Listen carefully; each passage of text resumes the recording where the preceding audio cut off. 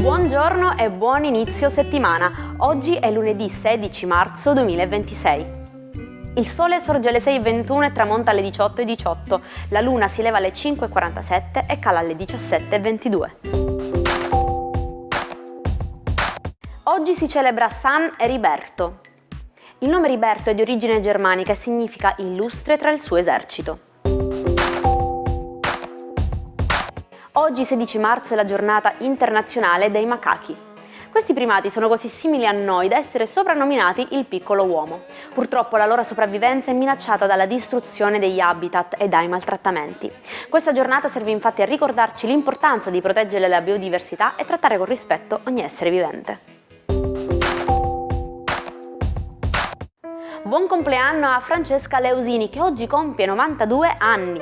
Icona del giornalismo di inchiesta italiano, con le sue storie maledette ha analizzato i lati più oscuri dell'animo umano, con un linguaggio colto e inconfondibile, restando una delle figure più stimate della nostra televisione. Valerio Aspromonte festeggia oggi 39 anni. Campione del fioretto, ha portato l'Italia sul gradino più alto del podio alle Olimpiadi di Londra nel 2012. Dopo i successi in pedana ha saputo conquistare il pubblico anche sul piccolo schermo, dimostrando grande versatilità. Alexandra Daddario spegne oggi 40 candeline. L'attrice statunitense dai magnetici occhi azzurri ha saputo spaziare dal blockbuster d'azione come San Andreas a ruoli drammatici lodati dalla critica come nella serie The White Lotus, per la quale ha ricevuto candidature ai prestigiosi premi Grammy. Il 16 marzo 1898 nasceva a Torino la FIGC, la Federazione Italiana del Giuoco Calcio, inizialmente chiamata FIF. In un'epoca in cui il calcio era ancora agli albori, questa fondazione segnò l'inizio della storia ufficiale dello sport più amato dagli italiani, che avrebbe portato la nostra nazionale a vincere 4 titoli mondiali. Mandare a monte qualcosa significa mandare all'aria un progetto. Curiosamente l'origine non riguarda le montagne, ma il monte era anticamente il fondo dove si accumulavano i debiti pubblici o le scommesse. Andare a monte significava quindi finire tra i debitori o far saltare il banco delle giocate, rendendo vani i preparativi.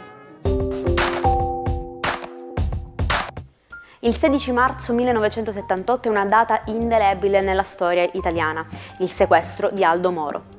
In via Fani le Brigate Rosse rapirono il leader della Democrazia Cristiana, uccidendo i 5 agenti della sua scorta. Fu l'inizio dei 55 giorni più drammatici della nostra Repubblica, che segnarono profondamente la democrazia del nostro paese. Ricordiamo Francesco De Michelis, il bandito gentiluomo soprannominato il Biondin. Un personaggio da romanzo che, pur essendo un rapinatore, affascinò l'opinione pubblica dell'epoca per la sua eleganza e la leggenda secondo cui rubava ai ricchi per donare ai poveri. Morì in un conflitto a fuoco, portando con sé il mistero di un uomo che visse tra lusso effimero e ribellione. E ci salutiamo oggi con la nostra frase del giorno. La gente potrebbe imparare dai propri errori se non fosse così occupata a negarli. Anche il nostro appuntamento di oggi termina qui. Iniziamo questa nuova settimana con la consapevolezza che ogni errore è un'opportunità di crescita, proprio come suggeriva Jung. Grazie per essere stati con noi, io vi aspetto domani per una nuova giornata assieme. Saluti dalla vostra Jaire.